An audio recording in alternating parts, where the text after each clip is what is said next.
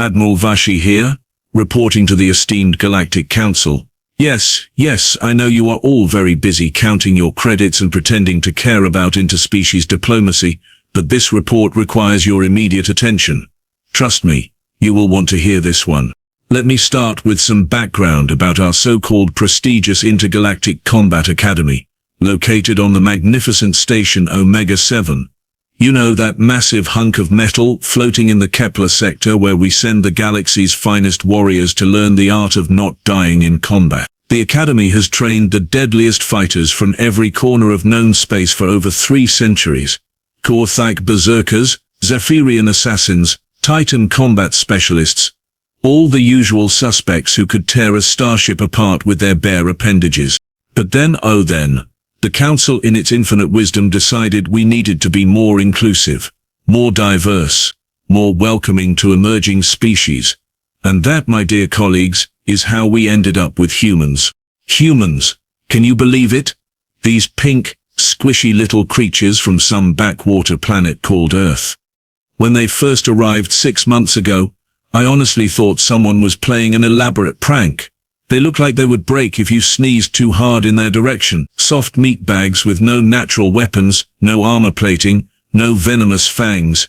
Nothing. Just pale skin and these ridiculous tiny teeth that could not bite through a jello cube. The other species at the Academy started calling them walking target practice. I mean, what could these fragile little beings possibly contribute to a combat academy? They tire easily, they need constant hydration, and they make these weird squeaking noises when startled. Among this collection of utterly unremarkable specimens was one Amy Kowalski.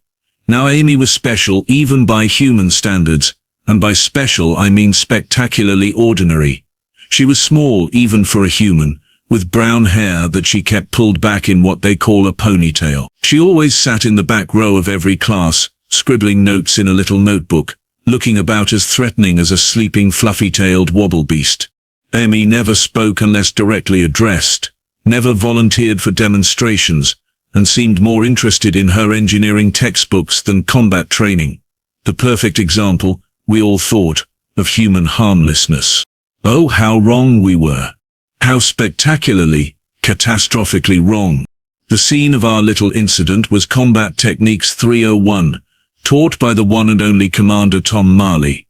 Now Marley was what you might call a specimen, a towering Cracksonian, with arms like tree trunks, and a neck thicker than most species' torsos. His exoskeleton gleamed under the classroom lights, and his 4 eyes could track movement faster than most beings could blink. Marley had survived 43 battles across 6 systems and proudly displayed his scars like trophies. He was, by all accounts, unkillable. The classroom that day was packed with the usual collection of galactic nightmares.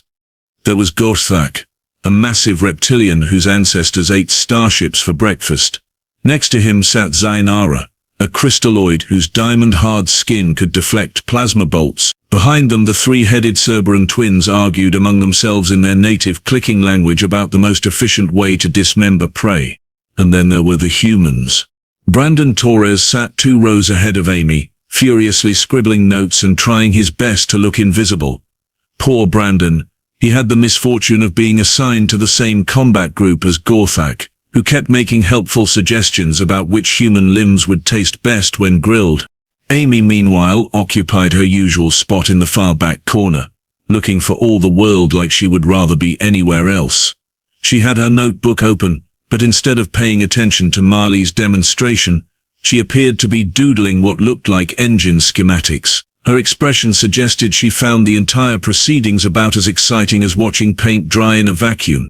Today, Marley announced, his voice booming across the classroom, we will be covering advanced neck manipulation techniques. These holds, when properly applied, can incapacitate even the strongest opponent. He gestured to a practice dummy that had been reinforced to withstand Titan-level strength. The key is leverage and precision. Brute force alone will not suffice. The alien students leaned forward with interest. This was the good stuff, practical knowledge they could use in real combat situations. Of course, sneered Vextor, a particularly unpleasant saurian in the 3rd row. These techniques assume your opponent actually has a proper neck structure, not like these fleshy human specimens. He gestured dismissively toward Brandon and Amy. A few students chuckled. Gorthak made what passed for a grin among his species. Human necks snap easier than breadsticks, he rumbled. No challenge there. Marley nodded sagely. Indeed, humans do present unique limitations in combat scenarios. Their skeletal structure is remarkably fragile. He picked up a human anatomical model from his desk. Notice how thin and unprotected the cervical vertebrae are. A child could break this. Amy did not even look up from her doodling. Marley continued his lecture, occasionally glancing around the room to ensure his students were paying proper attention. His 4 eyes swept across the eager faces of future galactic warriors, all hanging on his every word about the finer points of vertebrae separation. Well, almost all of them. Miss Kowalski, Marley's voice cut through the classroom like a plasma blade. Perhaps you would care to share what is so fascinating in that notebook of yours that it takes precedence over learning how not to die horribly in combat. Amy looked up slowly, blinking those ridiculously large human eyes. Oh, sorry, Commander. I was just working on a hydraulic pump design for my engineering project. She held up her notebook, showing detailed technical drawings that looked far more complex than anything a primitive human should be capable of creating. The classroom erupted, in barely contained snickers. Here was this tiny human, in a class designed to teach the deadliest combat techniques in known space, doodling mechanical diagrams like she was attending some peaceful engineering symposium. Marley's mandibles clicked in what passed for amusement among his species. I see. Well, Miss Kowalski, since mechanical engineering seems to interest you more than staying alive, perhaps you would benefit from a practical demonstration of why paying attention in combat class is crucial for survival. Amy tilted her head slightly. That's very kind of you, Commander, but I think I'm good. Thank you, though. The audacity. This little pink creature was declining a learning opportunity from one of the galaxy's most decorated combat instructors. The other students began whispering among themselves, already placing bets on how quickly Marley would reduce Amy to a quivering heap.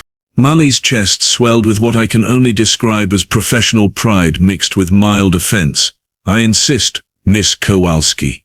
Consider it mandatory participation. Please remain seated. I will demonstrate the proper defensive posture when an opponent approaches from a position of advantage. Brandon Torres shot Amy a worried look. Even he, fellow human though he was, seemed to understand that refusing a Craxonian combat instructor twice was approximately equivalent to painting a target on your forehead and diving into a black hole. But Amy just shrugged and set down her pencil. Okay, if you really want to. Marley began moving toward Amy's desk with the fluid grace of a predator who had never encountered anything he could not kill. And what a sight he was. Standing nearly 3 meters tall, his exoskeleton caught the classroom lights and threw them back in threatening patterns. His 4 arms moved independently, each one capable of crushing titanium. The classroom floor actually vibrated slightly under his weight as he approached. His head alone was larger than Amy's entire torso. Those 4 eyes tracked her every micro-movement while his sensory antennae twitched, analyzing her biochemical state for signs of fear. His mandibles clicked rhythmically, a hunting behavior that had terrorized prey species across half the galaxy. Amy, meanwhile, sat in her little plastic chair, looking like a child waiting for her turn at a school assembly. Her feet barely touched the floor, and her hands rested calmly on her desk next to her engineering notebook. The size difference was so absurd it was almost comical. Marley could have probably fit Amy inside his mouth if he had been so inclined. Now then, Marley said, positioning himself directly behind Amy's chair. When an opponent has the advantage of position and mass, the key is to remain calm and assess your options. His massive hands hovered just above Amy's shoulders. Most beings would panic in this situation. Amy nodded politely. That makes sense. The classroom held its collective breath. The demonstration begins with the aggressor establishing control, Marley announced to his captive audience, his massive hands now hovering mere centimeters above Amy's shoulders. Notice how the victim appears helpless in this position. This is when proper training becomes essential. With textbook precision, Marley moved to place his hands on Amy's shoulders, the standard beginning position for what would normally be an educational chokehold demonstration. His movements were confident, practiced, the result of decades of combat experience against countless opponents across the galaxy. What happened next, dear council members, defied every law of physics, biology and common sense that I thought I understood. Amy moved, but calling it moving is like calling a supernova a little warm. In one fluid motion that lasted perhaps 0.2 of a second, Amy reached up with her left hand, grasped Marley's right wrist, and yanked downward while simultaneously ducking her head and rotating her shoulders. Marley, caught completely off guard by the unexpected resistance, found himself pulled forward and off balance. But that was just the setup. While still seated in her chair, Amy twisted at the waist and brought her right elbow up and back in a sharp arc. The point of her elbow connected with the base of Marley's skull at precisely the junction where his cervical vertebrae met his cranium. The impact produced a sound, a wet, definitive crack that seemed to echo in the sudden silence of the classroom. Here is where it gets interesting from a purely academic standpoint. You see, Cracksonian anatomy includes multiple redundant nerve clusters and reinforced bone structures specifically designed to prevent exactly this type of injury. Marley's neck was protected by natural armor plating that had deflected projectile weapons. His nervous system was distributed in such a way that severing one pathway should not have been fatal. Should not have been. Amy's strike had found the one spot, the single point of vulnerability that existed between two armor plates, delivered with surgical precision and exactly the right amount of force. Not too much, which would have simply bounced off the surrounding protective structures. Not too little, which would have merely annoyed him. Just enough to sever the primary neural pathway while simultaneously fracturing the upper vertebrae in a way that caused catastrophic nervous system failure. The entire sequence from Marley's initial grab attempt to the moment his body began falling took less time than it takes most beings to blink. Marley's massive form toppled forward, his forearms suddenly limp and useless. 3 meters of apex predator crashed into the desk in front of Amy with enough force to crack the reinforced metal surface. Books and data tablets scattered across the floor as Marley's body continued its graceless descent, finally coming to rest in an undignified heap between the classroom rows. The silence that followed was so complete I could have heard a pin drop in the next solar system. Amy looked down at the fallen instructor for a moment, then calmly reached over to retrieve her pencil, which had rolled slightly when Marley knocked against her desk. She straightened her notebook, smoothed out a wrinkle in the page, and resumed working on her hydraulic pump design as if absolutely nothing had happened. The other students sat frozen in their seats, their various anatomical features slack with shock. Gorgalak's massive jaw hung open, revealing rows of teeth that suddenly seemed far less impressive. Zanara's crystalline surface had gone completely transparent, a stress response I had never seen before. The Cerberan twins had stopped their constant arguing and were all staring at Amy with their 6 eyes wide with terror. Brandon Torres looked like he was going to be sick. His face had gone pale even by human standards, and he kept glancing between Amy and Marley's motionless form as if his brain was struggling to process what he had just witnessed. Amy glanced up from her notes and noticed the silence. She said, looking around the classroom with those deceptively innocent eyes. Are we supposed to wait for a substitute instructor, or is there reading we should be doing? I have my quantum mechanics homework to finish before next period. Not one student answered. They were all too busy trying to reconcile the image of quiet, bookish Amy Kowalski with the fact that their supposedly invincible combat instructor was now decorating the classroom floor like a very large, very dead throw rug. The classroom's emergency alert system triggered automatically when Marley's vital signs flatlined. Within 90 seconds, the doors burst open and General Krafnog stormed in with a full security detail. Krafnog was a mountain of a being, a Goranian whose species had evolved specifically for warfare. His rock-like hide could deflect small arms fire, and his 6 arms each carried enough weaponry to level a city block. What in the 7 hells happened here? Krafnog bellowed, his weapons already drawn and targeting systems activated. His team spread out behind him, a collection of the Academy's most elite security personnel, all expecting to find some sort of massive battle scene or terrorist attack. Instead, they found a classroom full of traumatized students staring at one small human girl who was still working on her homework. Amy looked up from her notebook with mild curiosity. "Oh, hello, General.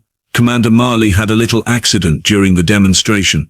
I think he might need medical attention." Krafnog's multiple eyes swiveled to take in Marley's crumpled form, then back to Amy, then to the other students who were all pressed as far back in their seats as physically possible. Some had actually climbed onto their desks to get farther away from Amy, as if she might spontaneously combust and take half the station with her. "An accident," Krafnog repeated slowly, his voice carrying the tone of someone trying very hard to remain calm. "Student Kowalski, could you please explain exactly what kind of accident befell Commander Marley?" Amy tilted her head thoughtfully. "Well, he tried to grab me from behind without permission, so I defended myself. It is basic self-defense, really. Nothing fancy." She paused and added, "I probably should have warned him that I do not like being grabbed by strangers. That is my fault, I suppose." The medical team arrived at that moment, pushing past the security officers with their emergency equipment. The lead medic, a Thoraxian whose species specialized in trauma surgery, immediately began scanning Marley's body with various diagnostic devices. "General," the medic announced after a few tense moments, "Commander Marley is deceased. Cause appears to be catastrophic spinal injury resulting in complete neural system failure." He looked up with confusion evident in his compound eyes. "Sir, the precision required for this type of injury is remarkable. The attacker would need intimate knowledge of Crixonian anatomy and surgical-level accuracy to achieve this result." All eyes turned back to Amy, who was now shading in part of her hydraulic diagram. "Surgical-level accuracy," Krafnog muttered, studying Amy like she was some sort of exotic weapon that might explode at any moment. "Student Kowalski, what exactly is your background in combat training?" Amy looked genuinely surprised by the question. "Combat training? Oh, I do not have any formal combat training. I was a supply clerk in the Earth Defense Force before coming here. Mostly I just counted inventory and made sure we had enough toilet paper." She paused thoughtfully. "Although we did have basic self-defense classes during orientation, you know, standard stuff they teach everyone." The security team exchanged glances that clearly said standard stuff does not usually result in dead combat instructors. Brandon Torres finally found his voice, though it came out as more of a squeak. "Amy, that was not basic self-defense. That was that effective," Amy finished helpfully. "The instructor always said that if someone attacks you, you should end the threat quickly and efficiently. Mission accomplished, right?" By this point, the other students had managed to evacuate themselves to the far corners of the classroom. Gorthak, who earlier had been making jokes about eating humans, was now pressed against the back wall looking like he wanted to dig a hole and hide in it. Amy noticed the general commotion and sighed. "Look, I am really sorry about the mess. But are we going to continue with class? Because if not, I should probably get to my next lecture. Professor Zinthrope gets cranky when students are late for advanced warp theory, and I still have questions about my quantum mechanics homework that I was hoping to ask during office hours." General Krafnog just stared at her, his weapons still drawn but seeming suddenly inadequate for the situation. 3 hours later, Amy found herself sitting in Inquiry Chamber 7, facing Judge Quintara across an imposing metal table. Quintara was a Nexarian, a species known for their analytical minds and complete lack of emotional bias. Her crystalline features remained perfectly neutral as she reviewed the incident reports on her datapad. "Miss Kowalski," Judge Quintara began, her voice carrying the mechanical precision that made Nexarians such effective arbitrators, "you stand accused of causing the death of Commander Marley during what was supposed to be a routine classroom demonstration. How do you plead?" Amy shifted uncomfortably in her chair, which had been designed for beings much larger than humans. "Well, I guess technically guilty, but it was self-defense. He grabbed me without asking first. and my training just kind of kicked in automatically. Judge Quintara made a note. Please describe this training in detail. Oh, it was nothing special, Amy said with a shrug. Just the standard 8 weeks of basic training that everyone gets when they join the Earth Defense Force. You know, physical conditioning, weapons familiarization, hand-to-hand combat, survival techniques, psychological resistance training, advanced tactical analysis. The usual stuff. The court recorder, a multi-tentacled Ophidian, stopped typing and stared at Amy. Judge Quintara raised one crystalline eyebrow.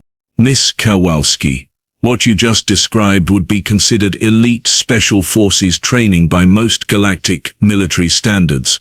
Are you certain this was basic training? Amy looked genuinely confused. Yes, ma'am. Everyone has to pass basic before they can even get assigned to a job. I barely made it through, actually. I was in the bottom 10% of my class.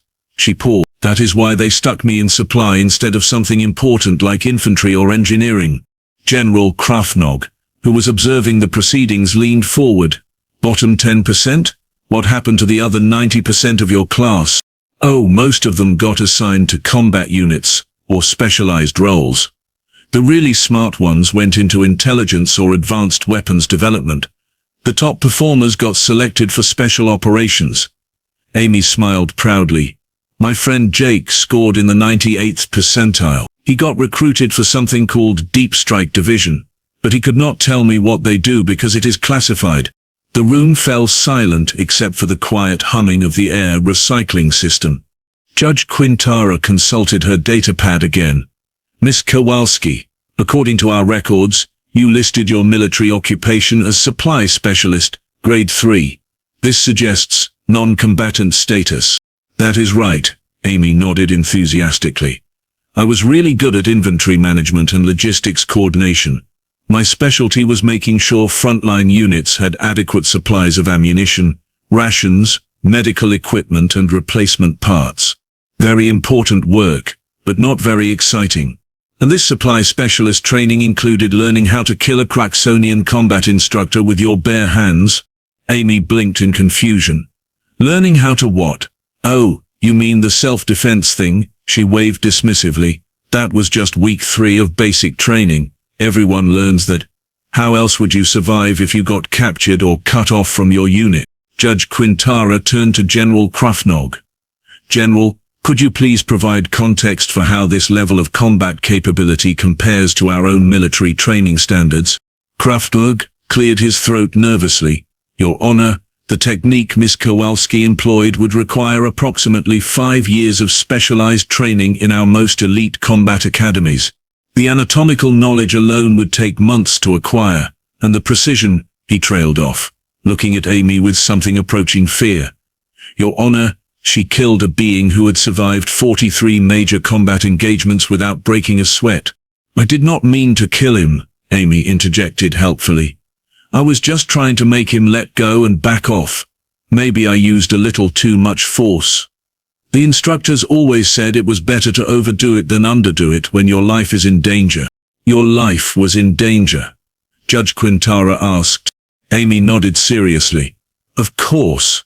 He was a large unknown alien approaching me from behind without permission and attempting to put his hands on me. Standard threat assessment protocols clearly indicated potential hostile intent. Threat assessment protocols, Krafnog muttered. She ran a tactical analysis in 2 seconds and determined Commander Marley was a hostile threat. Well, yes, Amy said, as if this was the most obvious thing in the universe. What else would you do when someone tries to grab you? Stand there and let them. That would be silly. Judge Quintara made several more notes. Miss Kowalski, exactly how many humans are currently enrolled at this academy? Just 12 of us in this semester. Brandon Torres is in my combat class, and there are 10 others spread across different programs. The judge and general exchanged looks that clearly communicated a single, terrifying thought. If Amy was the bottom 10%, what were the other 11 capable of? Admiral Drahorn slammed his gavel against the council podium with enough force to crack the reinforced surface.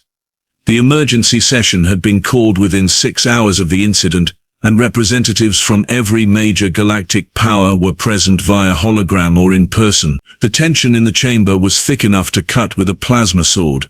"Order! Order!"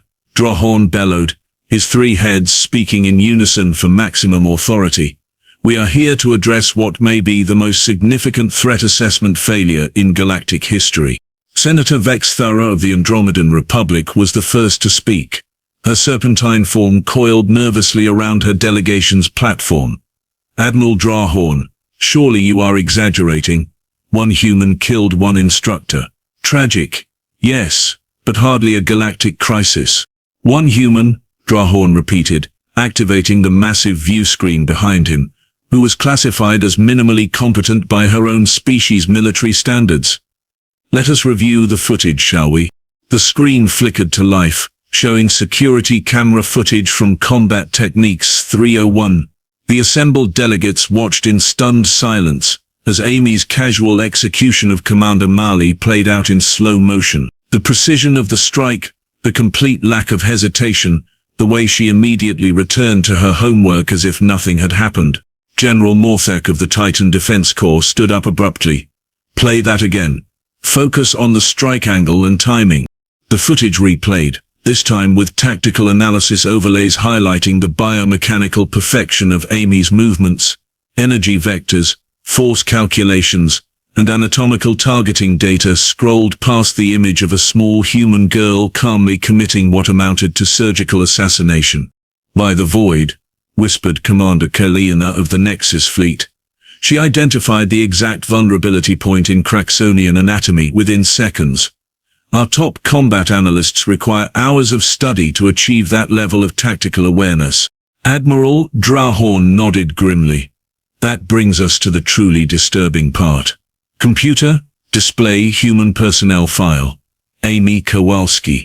A new set of data appeared on screen, and the collective intake of breath from the assembled delegates was audible even through the translation systems. Human military assessment, bottom 10% of training class. Assignment, non-combat supply specialist. Combat rating by human standards, barely adequate. Drahorn's voice grew more grave with each line. Combat rating by our standards exceeds capabilities of elite special forces. The Saurian delegate, High Commander Gorth, raised a clawed hand. "Surely this is some form of clerical error. No species could maintain those kinds of baseline capabilities across their entire population." "That is what we thought," Drahorn replied. "Until we started digging deeper. Computer, display comparative analysis of human basic training versus galactic military standards." The screen filled with side-by-side comparisons that sent a wave of horrified murmurs through the assembly. Human basic training included techniques that most galactic militaries reserved for their most elite units. Physical conditioning that exceeded the capabilities of most species soldiers. Tactical awareness training that surpassed the standards of advanced officer programs. "This Amy Kowalski," Senator Vex Thura said slowly. She mentioned classmates who scored in the top percentiles of their training. "Where are those humans now?" Admiral Drahorn's expression grew even more serious. "That is what terrifies me. According to our intelligence, the top-performing humans from Amy's training class were recruited into something called Deep Strike Division. We have no information about what that organization does, but given that their rejects can casually kill our combat instructors." The chamber erupted in panicked chatter. Delegates began shouting over each other, demanding immediate action, enhanced security protocols, emergency military mobilization. "Furthermore," Drahorn continued, raising his voice over the chaos, "there are currently 11 other humans enrolled in various galactic institutions. If Amy represents the bottom tier of human capability, what are the others capable of?" General Morthak was frantically typing on his datapad. "I am pulling the files on the other human students immediately. We need to know what we are dealing with." "Motion to immediately reclassify human threat level from Class 5 minimal to Class 1 extreme," announced Commander Kaliana. "Seconded," came voices from around the chamber. "All in favor?" Drahorn asked. The vote was unanimous. Within 48 hours of the council meeting, life at the Intergalactic Combat Academy had transformed completely. Amy Kowalski, who had previously been just another unremarkable student scribbling in her notebook, had become the most famous and feared individual on Omega 7's station. The cafeteria was where the change was most obvious. When Amy walked in for lunch on Tuesday, carrying her usual tray of what she called mystery meat and space vegetables, the entire dining hall fell silent. 300 students from dozens of species all stopped eating simultaneously and tracked her movement with the kind of nervous attention usually reserved for armed explosives. Gorsak, who had spent months making jokes about human weakness, was now sitting at a table on the far side of the room. When Amy passed within 10 meters of him, he actually whimpered and tried to hide behind his oversized meal tray. "This is ridiculous," Amy muttered to Brandon Torres, who had somehow become her unofficial bodyguard despite being equally confused by the situation. "It was just self-defense. Why is everyone acting like I grew a second head?" Brandon, meanwhile, was experiencing his own version of this surreal new reality. For the first time since arriving at the academy, other students were treating him with something approaching respect. The same beings who had previously referred to him as snack food were now asking politely if they could borrow his notes from advanced tactics class. "Maybe because you casually killed the most dangerous combat instructor in the academy," Brandon suggested quietly. "Just a thought." Amy waved dismissively. "He should not have grabbed me without asking. Basic consent protocols, Brandon. They teach this stuff in kindergarten back home." Meanwhile, Quartermaster A was having the worst week of his administrative career. The emergency protocols implemented by General Krafnog required him to issue specialized safety equipment for all human students, but nobody could agree on what that equipment should actually be. "Sir, Quartermaster," reported to General Krafnog during their morning briefing, "we have requisitioned restraint fields, emergency sedatives, and portable force barriers for human-student interactions. However, I must point out that if the humans are as dangerous as the threat assessment suggests, none of this equipment will actually help. Just do something," Krafnog replied, rubbing his temples with 4 of his 6 hands. "The council is breathing down my neck, and I have parents calling every hour asking if their children are safe from the humans." The new human interaction protocols were posted throughout the academy within hours. Students were advised to maintain a minimum distance of 5 meters from any human. Direct physical contact was prohibited without express written permission from academy administration. Any student who felt threatened by human presence was encouraged to immediately contact security. Amy discovered these protocols when she arrived at her advanced quantum mechanics class, and found that all the other students had rearranged their seating to create a perfect circle of empty desks around her usual spot. "Seriously?" she asked. Professor Zinthrop, an elderly Nexarian who had been teaching physics for over 2 centuries. "I just want to learn about quantum field theory.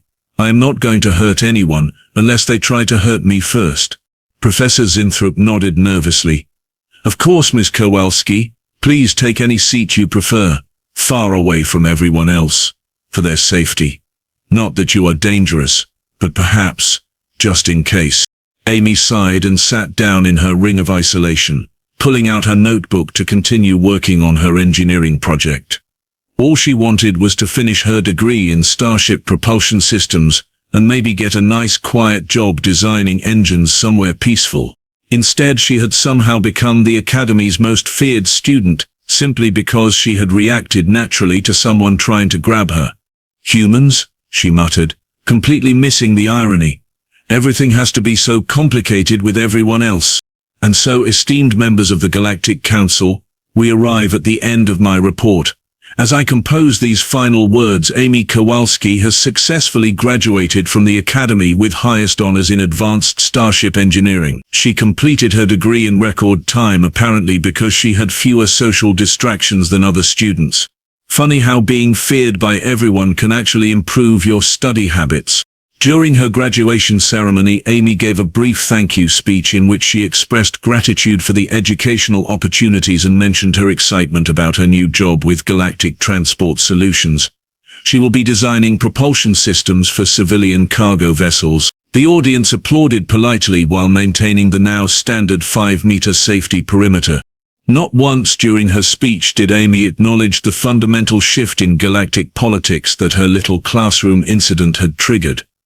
She remains to this day completely oblivious to the fact that her personnel file is now classified at the highest levels of galactic security. She has no idea that 3 separate intelligence agencies are monitoring her daily activities, or that her new employer was specifically chosen because cargo ship design is considered a low-risk occupation. Brandon Torres, meanwhile, has been accepted into the prestigious Advanced Strategic Command program, despite his academic scores being merely average. Apparently, the simple fact that he is human and has not killed anyone makes him officer material by current standards. My recommendation to this council is simple and unambiguous. Humans must be reclassified as an extremely dangerous species that has evolved the perfect camouflage of appearing completely harmless. Their strategy of looking weak and helpless while possessing the ability to casually kill trained warriors is either the result of evolutionary genius or the most elaborate deception in galactic history. We have spent centuries cataloging species based on obvious physical characteristics. Big teeth mean predator, natural armor means tank. Tentacles mean well, usually something unpleasant. But humans have taught us that sometimes the most dangerous predator is the one that looks like prey. I urge extreme caution in all future dealings with humanity. They have shown us that they can kill our best warriors while taking notes on hydraulic pump design. What they might be capable of when they are actually trying is a question I hope we never have to answer. End report. Admiral Vashy, Galactic Defense Command. Status: requesting immediate reassignment to desk duty, preferably somewhere humans have never heard of.